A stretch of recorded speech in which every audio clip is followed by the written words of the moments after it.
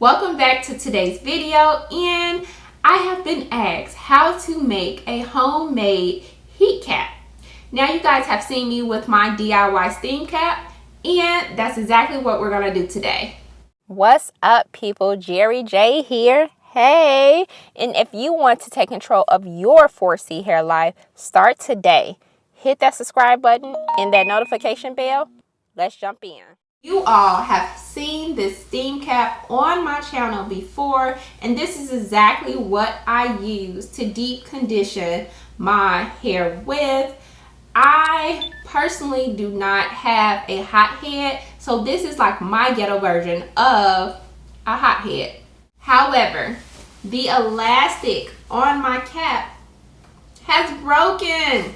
So I'm going to take this apart and I'm going to show you exactly how I made this cap, because once you do the initial step to put in this cap together, you can reuse what you already have. So we're going to open up this cap here. I'm going to show you exactly what's inside and how I put this together. In regards to materials, I'll have everything I use in this video listed in the description box below, so be sure to go check that out, and if I'm not too lazy, I'll include the prices. However, you're gonna have to go to Sally's or your beauty supply store and buy you a shower cap. I purchased this at Sally's for $10, and you're going to need whole flax seeds. Now mine says organic. It really doesn't matter if it's organic or not, like truly, and I don't even know if there's non-organic flax seeds. You're going to need, of course, needle and thread. I have my needle already threaded here. Now you can do this on a sewing machine, but I prefer to do this by hand, just personal preference. And you're going to need old socks. This is exactly what I use. This is, just a small sock that my daughter can't fit anymore. Nothing special. And make sure they're clean. So let's just jump right into it. We are going to look inside, and as you can see here, this is what I actually sewed together. So I'm going to cut this thread here, that way we just get rid of this outer bag. Honestly, it doesn't matter like where I cut on this actual shower cap, because this is going in the garbage. So I can just literally cut this open and be okay. You just want to make sure that you're not cutting any of your socks. So as you can see here,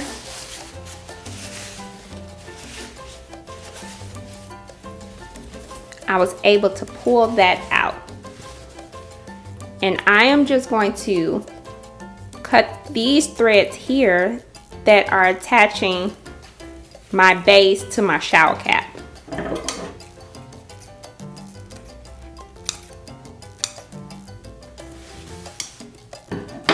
It's important to know after you make this, and for whatever reason your elastic or something happens where the actual shower cap gets damaged, that you do not cut your socks. So this is how what we're actually gonna do looks like. This is how it looks. In this shower cap, I use longer socks, and I recommend that you do that too, because you'll find with these small socks that I'm just going to demonstrate today that they're probably just not big enough, and you're going to need more socks. So in my experience, it's best to use adult socks versus kid socks. So first thing first, like I said, you want to make sure you have a base. So I used a t-shirt, like an old sweatshirt, when I originally made my first, well, this is my third, my original steam cap, but you can use anything that you want. And we're going to use a scrap piece of satin that, it's just left over. It doesn't have to be pretty, right? Nobody's gonna see it. And when you're picking your shower cap, you want to make sure the top and the bottom separates, because the insert is going to go in between here. Very important. So now we have a new shower cap where the elastic is intact, and all I simply do is, how I measure this is lay my shower cap flat like that, and I want to make sure that the sides fold to the rim. And that's how I know, like, okay, I got a big enough base. Also with these two, the top and the bottom, and that's how I know where to cut. So now that you have your base cut here, you want to measure out how many socks you actually need. So in my opinion, it's easier to do like really long socks that actually cover the base. That way you don't have to add so many socks, and you just fill it out like a puzzle. Like, okay, this is how many socks I'm actually going to need for my cap. Boom. And then you fill your socks. So let's move on to our actual socks. This is the process that takes the longest. So I personally put the flax seeds in a container like this because it's just easier, and take a spoon and dump about, really depending on how bulky you want your shower cap to be, I dump about 2 tablespoons and a half before I continue. It's important to note that these flax seeds are really small, so when making sections in your sock, it's important to loop your needle really close together so that the flax seeds stay within their sections. As you can see, I'm just inching through like that. And you don't want to like make it tight where, you know, you're forcing the flax seeds to stay in one place, because you do want them to move around just a little bit. So when you shake your shower cap out, after you get it out the microwave, the heat covers your full head and not just one section.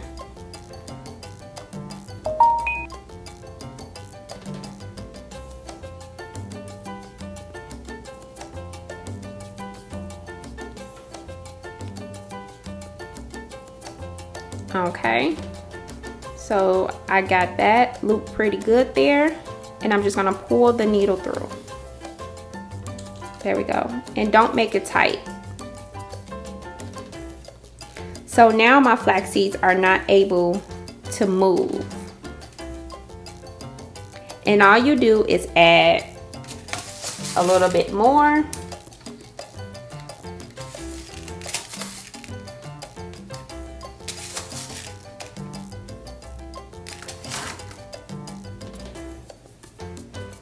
Push them down.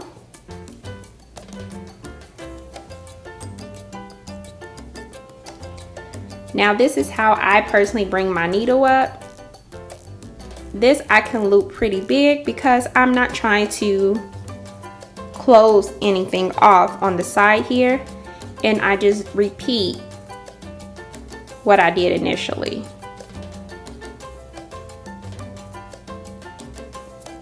Making sure I'm looping really close here. Now when you get to the top of the sock, you want to close it off. So this is going to be done a different way. So I'll describe it as best as I can, because I don't know the right terminology, because I'm not really, you know, a part of the sewing community. But you put your needle in, you take the thread, you wrap it around the needle, and you pull it tight.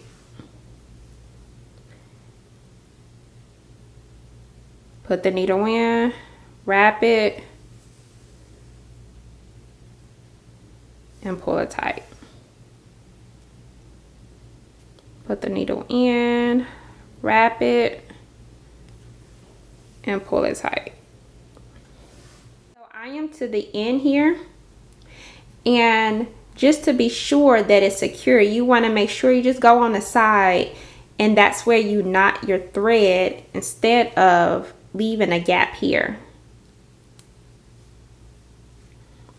And there you go. There is your first sock. It doesn't have to be perfect. Nobody's going to see this, so it can be as messy or imperfect as you know, get it. So let's move on to the next step. Now that your socks are filled and you got them closed off, you simply just place them again on your base and sew the actual sock down by the perimeter to your base. Then it's going to look something like this.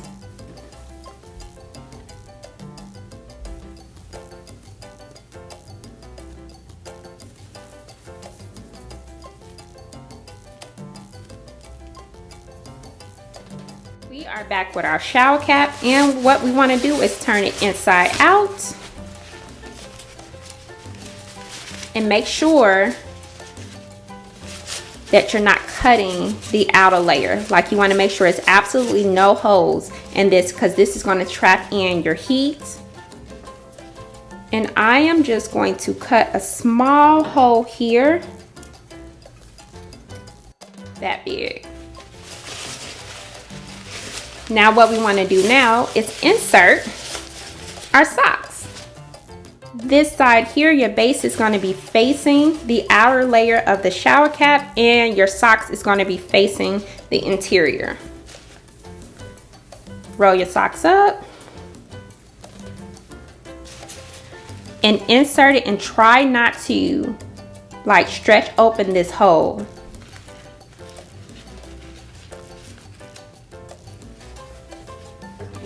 I'm going to cut it up just a little bit more.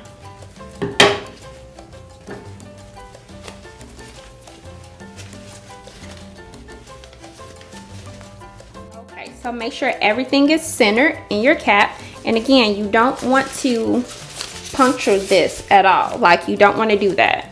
You're going to take your needle, you're going to go inside your bag, and all you're going to do is attach the center.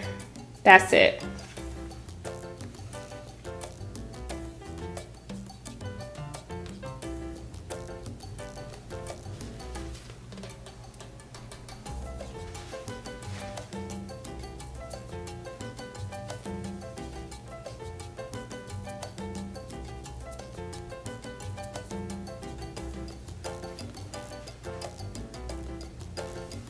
After you attach the center, you can actually move the hole to see where you attached it to after you have everything centered, and you're going to create a knot inside the cap.